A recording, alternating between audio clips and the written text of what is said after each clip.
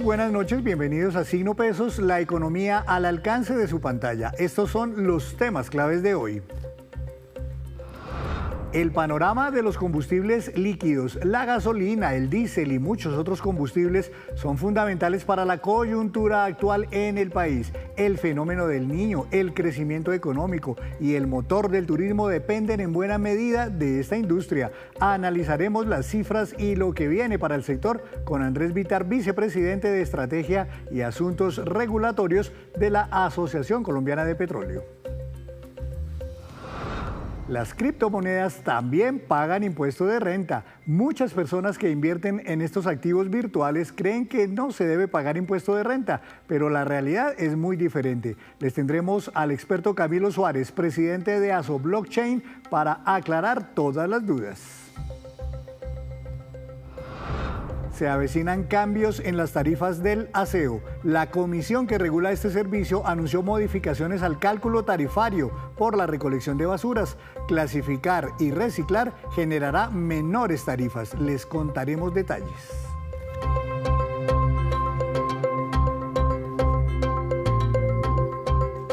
Comenzamos esta emisión de Signo Pesos hablando de combustibles líquidos en Colombia y de la relevancia que cobran cada año más, siempre especialmente en coyunturas como las que actualmente está atravesando nuestro país. Quiero saludar al doctor Andrés Vitar, él es vicepresidente de Estrategias y Asuntos Regulatorios de la Asociación Colombiana de Petróleo. Doctor Vitar, buenas noches, bienvenido a Signo Pesos. Hola, ¿cómo le ha ido? Mil gracias por la invitación, muy contento de estar acá con usted. Gracias, doctor Vitar. Pues mire, hoy ustedes presentaron el informe de cómo está el sector de combustibles en general en Colombia. Y tenemos una coyuntura que es la internacional, en primer lugar, que tiene que ver con el estrecho de Hormuz. ¿Qué tanto les ha pegado ese incremento de precios de petróleo en los combustibles en Colombia y en el consumo? Pues a ver, ¿qué es lo que pasa? Lo que pasa es que el precio del petróleo es el principal insumo, o el crudo o el petróleo es el principal insumo para la refinación de gasolina, combustible de aviación y diésel. En la medida en que el estrecho de Hormuz representa casi el 20% del total del tráfico de crudo del Medio Oriente hacia los otros mercados, pues eso tiene un impacto directo en el precio. Hace menos de 3 semanas, menos de un mes, tuvimos un Brent casi a 115, 120 dólares. Teniendo en cuenta que el crudo es el principal insumo para los combustibles líquidos, pues lo que uno espera es que a mayor precio del Brent, pues la gasolina, el diésel y el combustible de aviación también aumenten. Esto tiene un impacto directo en el FEPEC, que es el Fondo de Estabilización de Precios de Combustibles. ¿Y qué sucede? Si el precio internacional aumenta y nosotros no aumentamos el precio de la gasolina, del diésel, pues lo que estamos generando es déficit en ese fondo, que lo que busca es que los consumidores no sientan esas caídas del precio internacional mes a mes. Nosotros habíamos hecho un gran avance equiparando el precio de la gasolina con el precio internacional. En diésel aún tenemos un reto importante por delante. Lo que esperaría uno es que si se resuelve el tema de Irán prontamente, el barril quede rondando los 80, 85 dólares por barril y ahí digamos que no tendríamos tanta presión en el Fondo de Estabilización de Precios de Combustibles. Si las condiciones internacionales siguen tan inestables, lo que uno esperaría es que el Fondo de Estabilización de Precios de Combustibles en el año 2026 pueda llegar a tener un déficit de casi 8 billones de pesos para las arcas del gobierno nacional. Y consecuencia de todo esto, doctor, ¿ha bajado el consumo en Colombia en las diferentes componentes de esta canasta de combustibles, por ejemplo, de diésel, de avión, de combustible para avión, de gasolina corriente, etcétera? No, señor, y eso es una muy buena noticia porque, de acuerdo a lo que nosotros vemos de las cifras, tal y como se comporta el mercado energético en Colombia, no solamente en energía, en gas, sino también en combustibles líquidos, a mayor consumo de energéticos, lo que uno estaría esperando es que también haya un crecimiento económico.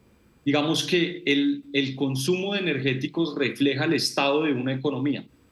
Y lo que vimos en el año pasado, en el 2025, es que hubo un incremento de casi 1,6% anual y en el 2026 esperamos que eso vuelva a seguir aumentando. Si vemos las cifras desde el año 2026 hasta el año 2031, la noticia que les queremos dar el día de hoy es que Colombia no va a disminuir su consumo de combustibles líquidos. Todo lo contrario, de hecho va a aumentar el consumo de combustibles líquidos en los próximos años y eso pues tendrá unas presiones en la capacidad de refinación de Ecopetrol y en necesidades de importación futuras. Ya está involucrando usted ahí el periodo que va o que corresponde al próximo gobierno y ya vamos a hablar enseguida del próximo gobierno. Antes de eso quisiera preguntarle, doctor, por la otra coyuntura que tiene también relación con el sector de los combustibles, aunque a veces no se ve así como tan de primera, y es la coyuntura del fenómeno del Niño que estamos viviendo en Colombia.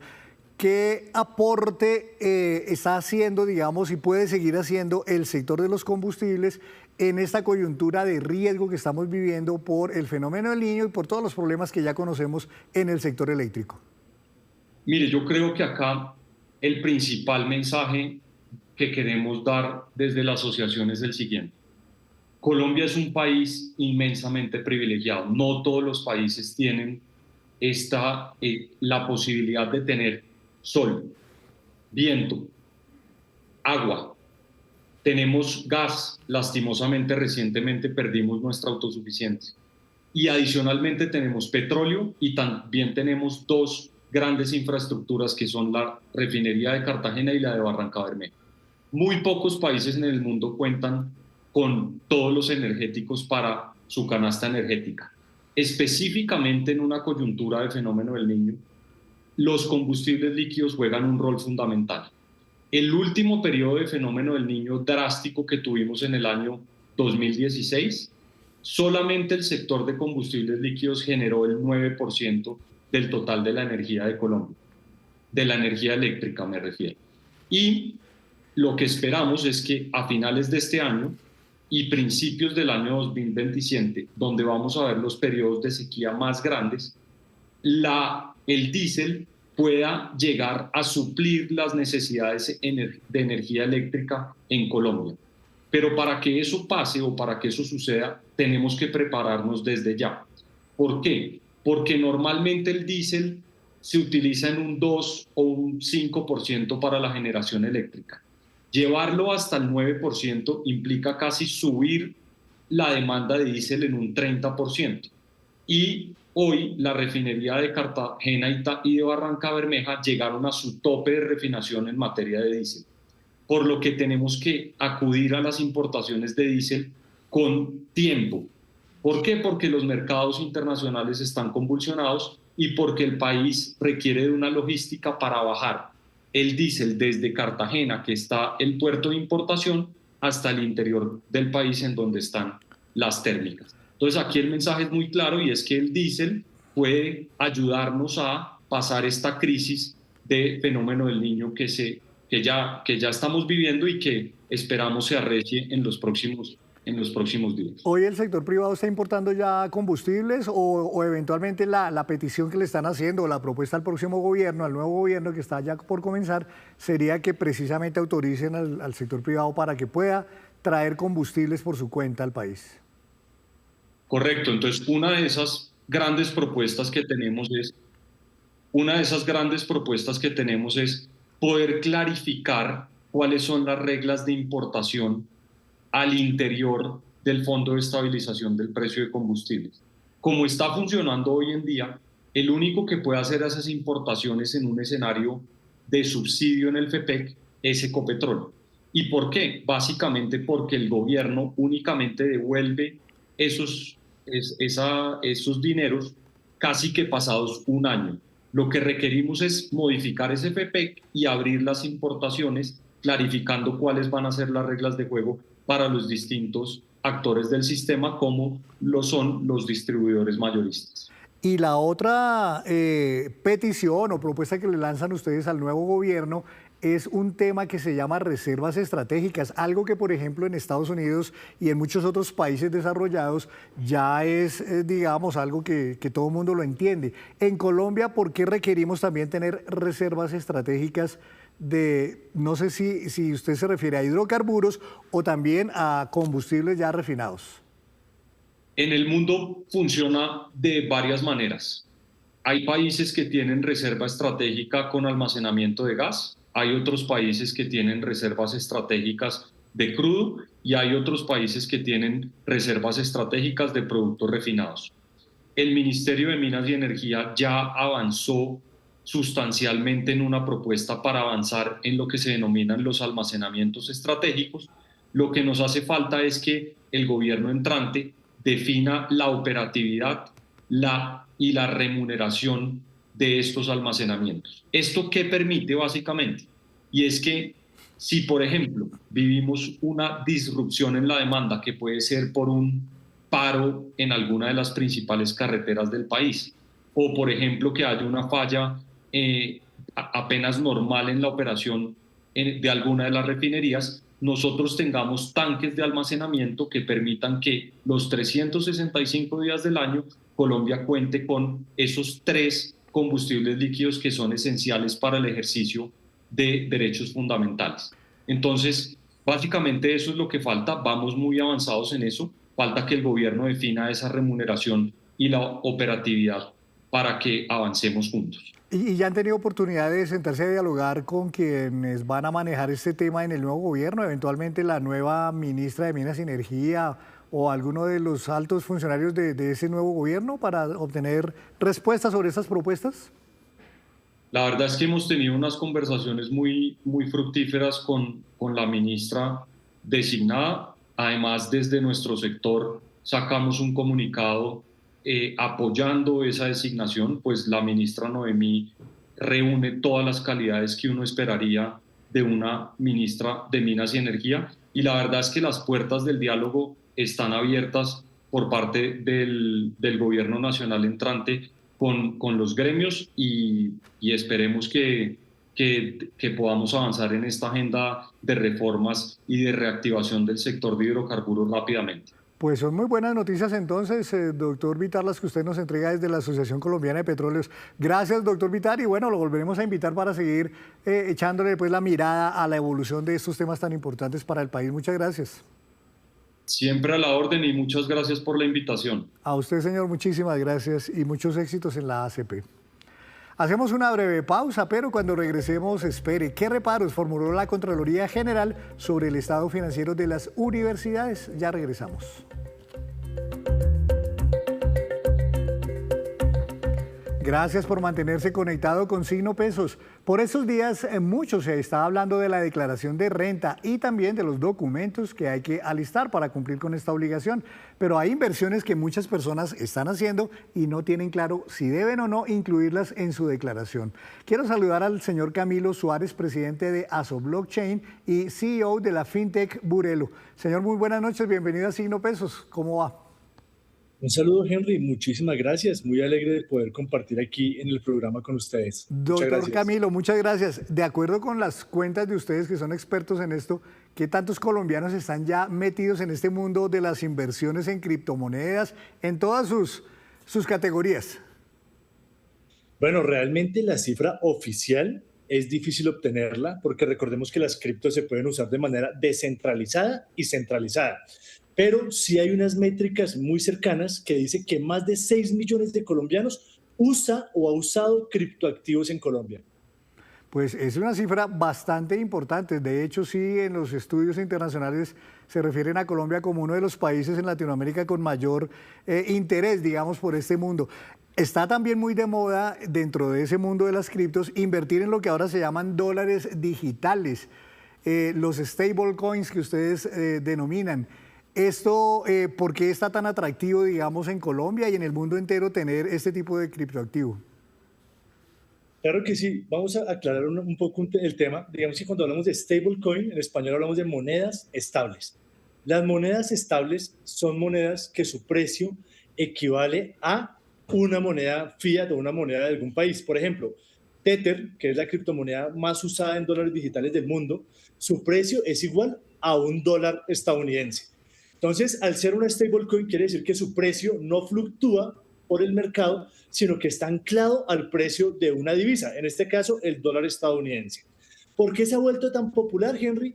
Porque es la forma más fácil que tenemos los colombianos o que tiene cualquier ciudadano en muchas partes del planeta para poder acceder a dólares a un solo clic, tanto comprarlos como venderlos. Anteriormente era un poco engorroso tener que ir a la casa de cambio, trasladarme, retirar el efectivo de banco, arriesgarme, te llevaba mucha logística. Hoy en día te metes a una wallet virtual de las más populares en Colombia y a un solo clic puedes comprar y vender dólares, es decir, puedes dolarizar tu economía personal a un solo clic. Por eso son tan populares. Pues hablábamos de que ya estamos prontos a empezar con estos plazos para cumplir con esta obligación tributaria, la declaración de renta. Y mucha gente cree que si uno tiene dólares digitales o que ha invertido en criptomonedas, eso no tiene nada que ver con la declaración de renta. ¿Tiene o no tiene que ver este tema, doctor, con la declaración de renta? Henry, la respuesta es sí, sí tiene que ver. ¿Qué pasa? Para la DIAN, las stablecoin o criptoactivos, recordemos que las stablecoin son una forma de cripto, pero son criptomonedas. Entonces, para cuando usted tiene criptoactivos, para la DIAN es parte de su patrimonio, es un activo que usted tiene. Ojo a esto, los criptoactivos no son dinero para la DIAN, no son dinero, pero sí van al patrimonio porque son activos. Entonces, como todo colombiano, pues tiene la obligación de declarar todo lo que tenga en su patrimonio. Es decir, si usted movió dólares digitales, usted movió Bitcoin, movió Ethereum o otra criptomoneda, sí debería declararla y eso ya lo hace usted con su contador y lo declara en su patrimonio. De hecho, entiendo que ya hay una norma en ese sentido que empieza a regir tal vez es el próximo año, que ya vuelve esto obligatorio y quien invierta en estas cosas va a tener que empezar a llevar cuenticas bien hechas de lo que está moviendo para efectos de declarárselo a la DIAN. ¿Es así?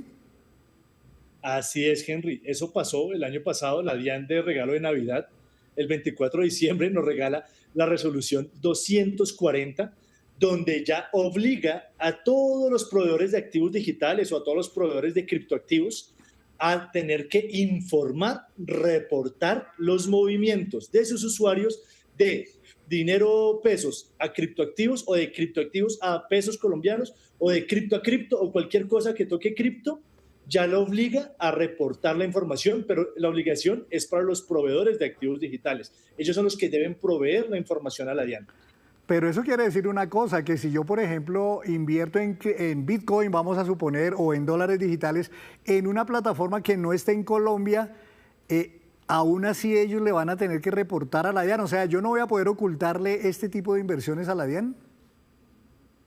Digamos que como ciudadano, yo no estoy obligado, ¿cierto?, a tener que informar, porque a mí la exógena, el que me tiene que reportar, es la plataforma o el exchange donde estoy haciendo los movimientos. Si el exchange es internacional, ya el exchange revisará si está obligado o no en Colombia a reportar. Si le presta servicio a colombianos, debería reportar. Muy bien. Ahora, en dado caso de que sí sea en una plataforma, por ejemplo, que está en Colombia y que esa plataforma va a reportar seguramente a la DIAN, esto hay una duda grande y es cuando, si yo, por ejemplo, invierto 100 millones de pesos en dólares digitales, vamos a suponer, y cuando los vendo me gané el 8% de esos 100 millones, ¿yo tengo que tributar sobre los 100 millones, sobre los 108 o solo sobre los 8 que me gané? ¿Eso cómo se maneja? Bueno, esa pregunta está muy chévere, Henry. Y ahí, ¿cómo sucede? Tú compraste, hoy que está tan popular comprar dólares, porque recordemos que tenemos el precio más bajo, por lo menos en los últimos 7, 8 años. Tuvimos un dólar que llegó a 3.092 pesos, que eso no lo veíamos desde hace muchísimos años. Entonces, empezó la fiebre en Colombia por cómo compro dólares. ¿Cómo puedo meterme a la onda de comprar dólares, esperar a que suba y ganarme la valorización? Una vez que yo venda mis dólares digitales, como lo dices tú, digamos que compré 100 millones de pesos, los vendí y cuando los vendí me dieron 108 millones de pesos. Quiere decir, Henry, que la utilidad fueron 8 millones de pesos. Yo debo reportar, Henry, el movimiento total de los 108 millones, pero sin duda voy a pagar sobre la utilidad, que son esos 8 millones de pesos, es la utilidad sobre la cual yo voy a pagar. Y ahí entiendo que hay una cosa que se llama impuesto de ganancia ocasional, que está rondando tal vez como el 15% hoy en Colombia. Correcto, sí señor. Y el problema de no reportarlos, Henry, es que si la DIAN te llega a pillar, va por ganancia, va casi a un impuesto del 39% sobre el total del movimiento. Entonces, literalmente es más barato reportar. Y recordemos que también declarar no es pagar. Desde que usted tenga un buen contador y tenga todos sus movimientos organizados, va a poder clarificarle toda su estrategia tributaria. Pues ahí entonces la recomendación, me imagino, es empezar a llevar cuentas muy claras, una especie como de bitácora de todo lo que uno mueve, cuándo vende, las fechas, cuánto se ganó o cuánto perdió, porque entiendo que las pérdidas también se reportan e inclusive ayudan a compensar un poco el pago por las ganancias. Entonces, hay que acostumbrarnos a ser juiciosos y llevar en orden todo esto como lleva uno en orden todas las demás cosas del patrimonio. Así es, Henry. Y también quiero contarte que según esta resolución, para que los usuarios sepamos de antemano qué información es la que va a reportar la plataforma sobre nosotros. Fácilmente, son 5 puntos. 1, la identificación del usuario. ¿Quién hizo la transacción? 2, la jurisdicción de residencia fiscal. Si es un colombiano, o si es un venezolano en Colombia, o si es un estadounidense en Colombia, residencia fiscal de quien efectúa los movimientos. 3, la tipo de cripto que usted movió. Si cambió Bitcoin, Ethereum, USDT, a cualquier otra moneda, ¿cierto? Y también, algo muy importante, el valor completo de la operación, ¿no? En el caso tuyo, yo cambié 100 millones de pesos en USDT, que es el dólar digital, a pesos colombianos y me dieron 108 millones. Y por último, muy importante, la cantidad de transacciones que tú hiciste y esto acompañado a un valor, ojo a esto, un valor razonable de los activos negociados. Entonces el exchange tiene que decirle a la DIAN, oiga, lo que el señor Henry negoció aquí fueron 108 millones de pesos. ¿Y qué movió él? USDT, que es dólar digital, lo movió a pesos colombianos y se llama el señor Henry con cédula de ciudadanía número tal, y es colombiano. Ojo, usuarios, estos son los datos que los exchanges o plataformas van a reportar de nosotros a la DIAN. Muy bien. Pues, doctor Camilo, una última pregunta. ¿Qué hace exactamente la fintech Burelo en nuestro país para que la gente la conozca si es que no la conocen ya? Claro que sí, muchísimas gracias. Burelo es una aplicación mobile que hoy cualquiera puede descargar en Android y en iOS, donde muy fácilmente puedes comprar dólares digitales, venderlos, transformarlos, tienes tu tarjeta Visa con la cual podrás usarla en cualquier parte, puedes pagar por Breve, que es el sistema de pagos más usado ya en Colombia, por ACH, inclusive hoy sacamos nuestro link de referido precisamente para comunidades y ojo a este dato, y pueden irlo a ver ahorita mismo, tenemos la venta del dólar más económico del país, entonces así que aprovechemos. Interesante tema. Entonces, señor Camilo, muchísimas gracias por estar aquí en Signo Pesos y contarnos de este tema tan importante. Muy amable y éxitos allá en su plataforma y en Aso Blockchain también. Muchas gracias. Muchas gracias, bendiciones. Gracias. Bueno, cambiamos aquí de tema porque se avecinan cambios en la forma como los colombianos van a pagar el servicio de aseo. La Comisión Reguladora expidió una nueva resolución que busca incentivar a quienes separen correctamente los residuos y distribuyan o contribuyan con el reciclaje. Les contamos el detalle en el siguiente informe. ¿Sabe qué está pagando usted por el servicio de aseo? Pues después de casi 10 años cambiarán las reglas para calcular esta tarifa. El cobro seguirá apareciendo en la factura donde hoy usted lo paga. En algunos municipios llega con el recibo del agua, en otros con el de la energía y en algunos casos en una factura independiente. Lo que cambia es la forma como se calcula ese valor. En lo que tiene que ver con el cobro de las tarifas, inclusive vamos a tener unos cobros más transparentes. Hoy día los usuarios del servicio de aseo pagan por el servicio de aprovechamiento, que en el año 2016 la Comisión de Regulación en su momento tomó la decisión de que se pagara colectivamente, pero no saben a ciencia cierta cuánto pagan por la cantidad de residuos que le están entregando al sistema de aseo. Esto lo resuelve esta nueva regulación. La idea es que si se recicla más, también se generen menos residuos y menor disposición final, con la expectativa de que esos cambios se vean reflejados en una menor tarifa, aunque por ahora no hay una cifra de cuánto bajaría. Esta nueva composición se tiene que compensar en que se recogen menos residuos, en que se transporta menos y que de alguna manera ese reacomodamiento de las condiciones de la tarifa tendrán que verse reflejados en una mejor tarifa para el usuario. Otro de los cambios está en los recicladores. El nuevo modelo busca darles un papel más importante dentro del sistema. Hoy son cerca de 74.000 en todo el país y la meta es fortalecer su labor, incluso con medidas relacionadas con su protección social y los riesgos laborales. Los usuarios son parte fundamental. Esperamos que efectivamente toda la promoción de la separación en la fuente ayude a que el país realmente logre una nueva gestión de residuos y efectivamente parte de los usuarios. Para los usuarios también hay una apuesta. Quienes separen mejor sus residuos o adelanten iniciativas de aprovechamiento podrían acceder a incentivos. Aquellos usuarios que, por ejemplo, hoy día hacen pacas, que es el aprovechamiento de residuos orgánicos en parques, o que tienen iniciativas de huertas o cualquier otra iniciativa de aprovechamiento de residuos orgánicos, pues van a recibir un descuento tarifario por el ejercicio que están haciendo. La nueva metodología empezará a regir el 1 de enero de 2027. Por eso, si el próximo año ve cambios en el cobro del servicio, recuerde que no se trata de un nuevo recibo, sino de una nueva forma de calcular esa tarifa.